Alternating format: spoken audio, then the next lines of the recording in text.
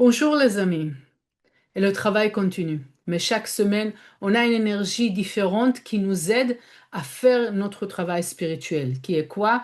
Qui est se détacher de toutes les limitations qu'on a et arriver à être beaucoup plus et connecté avec la lumière éternelle pour pouvoir vraiment sentir, vivre avec cette infinité dans la vie de tous les jours. Oui, chacun d'entre nous, j'imagine, qui voudrait avoir des expériences qui sont au-delà. Oui, des mouvements au travail et dans la vie affective avec les enfants et que les choses bougent d'une manière qui est beaucoup plus miraculeuse qu'un processus technique de la vie, n'est-ce pas? Donc, c'est exactement la semaine dans laquelle on reçoit la force pour garder une certaine conscience qui va nous permettre de s'élever vers le niveau de lumière, le niveau d'infinité, et dans ce cas-là, se réjouir de toutes les expériences infinies qu'on pourrait sentir. La portion de la semaine s'appelle Acharei Mot Kedoshim. L'histoire, elle parle de après le décès des enfants de Aaron. Les deux enfants de Aaron, le frère de Moïse, ils sont rentrés comme ils sont étaient prêtres, ils ont travaillé dans l'endroit le plus saint, le plus pur qu'il y a dans le monde, qui est le temple. Mais à un moment donné, ils ont été sûrs que la délivrance est arrivée et ils ont bu, ils ont mangé et ça a fait en sorte que ça avait un très grand court-circuit et du coup, ils sont morts sur le moment et parce que c'était pas encore le moment et la délivrance, elle n'est pas encore arrivée. Et il y a une situation, les enfants de Aaron, ils sont décédés. Et maintenant, on parle après la mort des enfants. Et donc, ça, c'est une portion. Et la prochaine portion, c'est Kedoshim, ça veut dire la sainteté. Quel rapport? Pourquoi après la mort, il y a la sainteté? Et des fois, on peut relier avec cette phrase-là. Keren, je me rappelle, à chaque fois disait, oui, rien qu'après que la personne, elle décède, ah, maintenant, on voit qu'elle était sage. Non? La personne, on voit pas la, la pureté de la personne ou on n'apprécie pas les autres seulement après qu'ils décèdent. Mais qu'est-ce que ça a à voir avec nous? Quel rapport avec nous? Et là, Michael, il nous explique d'une manière vraiment magnifique. Encore une fois, je vous suggère d'aller sur kabbalah.com pour trouver tous les vidéos de Rav Berg, de Karen, Michael et Monica et d'autres professeurs pour pouvoir écouter le message originel. Mais je vais faire ça et je vais essayer d'être courte pour vous donner la base des choses. Michael nous explique. On a la spiritualité, ok? Et il y a la Kabbalah. La spiritualité nous parle sur comment améliorer les choses qu'on a. Ça s'appelle lumière intérieure, ok? C'est toutes les choses qu'on a déjà obtenues dans notre vie, comment les améliorer? Comment se réjouir des choses qu'on a déjà, ok? De compréhension qu'on a appris jusqu'à maintenant, de capacité qu'on a jusqu'à maintenant, les bénédictions qu'on a jusqu'à maintenant. Comment on peut se réjouir de ça? Et il y a des sages dans le monde qui sont venus pour ça. Mais il y a aussi la lumière entourante. C'est la lumière qui nous pousse, qui veut rentrer, la lumière qu'on n'a pas gagnée encore, qui veut rentrer, parce que la lumière sans arrêt, elle veut nous donner plus. Oui, c'est comme un parent qui veut gâter ses enfants beaucoup plus que ce que eux, ils comprennent. Au ce moment-là, il y a la Kabbalah, le Zohar, l'enseignement de la Kabbalah, le centre, le Rav, Keren, Rabbi Shimon, tout le travail au centre, c'est quoi? Comment j'arrive à à ouvrir les limitations que j'ai et permettre à cette lumière entourante de rentrer dans ma vie. C'est comme ça qu'on peut tirer, qu'on peut avoir accès à ce niveau d'abondance infinie dans tous les domaines. Pour pouvoir protéger et maintenir les choses qu'on a, spiritualité, on maintient la lumière intérieure qu'on a déjà, pas de problème. On peut même scanner le Zohar, on peut vivre la situation, être spirituel, gentil vers les autres, sans problème. Faire un travail sur soi. Mais quand je veux obtenir au-delà, ça veut dire je veux avoir accès à ce monde infini, je dois bouger. Il y a une pression. Et cette pression-là, qui vient de la lumière entourante, ok, qui vient par un message qu'on peut lire ou écouter, qu'on se dit, ah, on n'est pas là, oh my God, on est très loin de, je suis très loin de qu'est-ce que je dois être, je dois faire plus, je dois faire différent. Il y a une pression, je me sens pas à l'aise à ce moment-là. Normalement, beaucoup de fois, les gens, ils repoussent, ils s'en vont. Mais c'est tout le secret.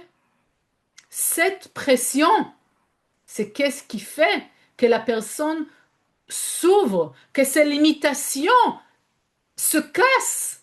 Elle peut s'ouvrir et recevoir toute cette lumière infinie. On s'occupe de toutes les choses de ce monde physique et limité. On essaie de l'avoir un peu mieux dans le domaine limité.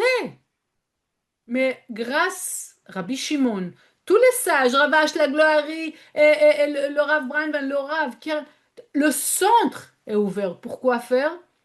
Pour casser les limites, pour faire tomber les barrières qu'on a, les barrières de compréhension. C'est nous qu'on croit d'une manière limitée. C'est nous qu'on croit qu'on ne peut pas. C'est nous qu'on se met dans des situations de limite. Je crois que j'arriverai pas, je crois que j'ai pas le mérite, je crois que je suis trop loin, je crois beaucoup de choses limitées sur moi-même. Donc, quand on passe de moments qui sont la douleur, la difficulté, de moments qui sont confus, tout ça, c'est pourquoi faire? Toutes les choses que je pense que je sais sur moi se cassent. Et c'est comme ça, c'est les limitations sur lesquelles on parle. Et c'est grâce à ça que la lumière peut rentrer. Le Rav Ashlag nous apprend quelque chose très, très important, très profond et très fort. Vous savez que pour qu'un arbre y grandisse, ou pour qu'une plante, elle se crée, le germe, il doit se détériorer complètement. Pensez à ça. On met un germe dans la terre. Si on va dire, on met un germe un germe sur une table, il n'y a rien qui va se passer, n'est-ce pas? Il y aura pas un arbre qui va, ou une plante, ou une fleur qui va sortir de là. Quand je le mets, je le plante dans la terre. Ça veut dire je dois couvrir ce germe. On ne le voit plus. Il est caché de notre yeux. Et en plus, il va complètement se détérioriser. Oui, il va plus être germe.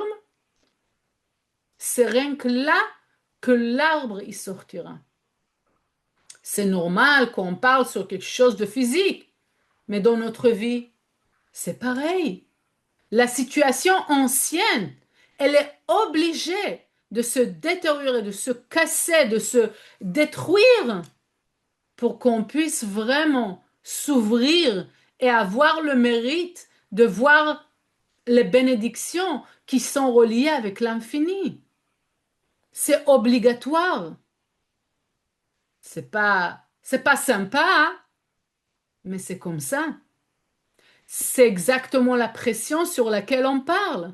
On n'aime pas ça. On n'aime pas la pression. Mais si on ne vit pas, pensez à votre corps humain. C'est très simple. S'il n'y avait pas la pression, votre corps, il n'aurait pas tenu. Il n'aurait pas été en vie. Donc, la vie, quand je dis la vie, c'est une nouvelle lumière à chaque fois. Une nouvelle lumière qui rentre. OK? La sainteté de la lumière. C'est ça, Kedoshim, Kadosh, quand on dit Kadosh, ça veut dire la sainteté. Je veux pas que quelque chose de limite, il va et m'aider dans ma vie. Je veux que la lumière même, elle m'aide dans la vie. Parce que n'importe quelle autre aide que je pourrais recevoir qui n'est pas la lumière, ça va être temporaire. Donc, je vais me trouver dans la même situation encore une fois et encore une fois. Qu'est-ce qu'on veut dans la vie? À quoi on veut relier? On veut être, on veut dormir, on veut, j'ai envie de dire tranquille, mais on n'est jamais tranquille. Le Rav disait, plus on veut être tranquille, on ne sera pas tranquille. Pour pouvoir être tranquille, on doit savoir qu'il faut qu'on se met dans des positions pas tranquilles, proactivement. Donc c'est à vous de choisir. Qu'est-ce que vous voulez dans la vie? Vous voulez une petite vie tranquille? Ok, donc on peut rester un peu spirituel. Si on veut commencer à faire bouger des choses dans la vie, il faut se bouger. Qu'est-ce que ça veut dire bouger? Ça veut dire faire des choses qui ne sont pas confortables pour nous. Ça veut dire faire des choses ou être OK, s'ouvrir à la pression, accepter la pression. Si c'est comme ça, dès que ça commence à être comme ça, on commence à pénétrer dans ce domaine qui s'appelle Kadosh, que c'est cette lumière infinite qui veut rien que nous donner. Elle est là, mais ça dépend de nous. Donc tout est relié parce que Michael dit très clairement le Zohar, il n'aurait pas pu être écrit par Rabbi Shimon si Rabbi Shimon il n'était pas une personne de lumière et entourante. Rabbi Shimon, c'est quelqu'un qui pousse tout le temps le changement, l'amélioration, oui. Laura avec Keren, pareil. Oui, tous les sages depuis Rabbi Shimon jusqu'à maintenant, on change tout le temps, le changement, le changement, le changement. Aussi, aujourd'hui aussi, le centre, Michael Monica, le centre, c'est comme ça. On pousse pour changer. On pousse pour faire des actions. On pousse pour évoluer. Tout le temps, c'est le mouvement. On se bouge. Quand c'est comme ça, on peut se per, on, là, on se per, c'est comme on a accès, on a le ticket qui nous fait passer dans ce domaine de Kadosh. Kadosh, la sainteté. Donc, du coup, j'ai l'aide infinite, j'ai les bénédictions infinites. On peut même pas, même ça, c'est difficile pour nous de croire. Mais c'est pour ça qu'on a la pression. Chaque fois que quelqu'un il fait une donation, que c'est difficile, chacun qui fait faire du volontariat au centre. Pourquoi? Parce que c'est l'endroit qui me permet à casser les barrières, comme le temple, à casser la limitation. Pensez à ça. Qu'est-ce que vous voulez dans la vie? Et si c'est vraiment l'éternité, la sainteté, qu'est-ce que vous êtes prêt à casser dans la vie? Et Et est-ce que vous êtes prêt à être poussé? Voilà. Et si c'est un oui, ça va venir. À très très bientôt. Bonne semaine. Bon travail.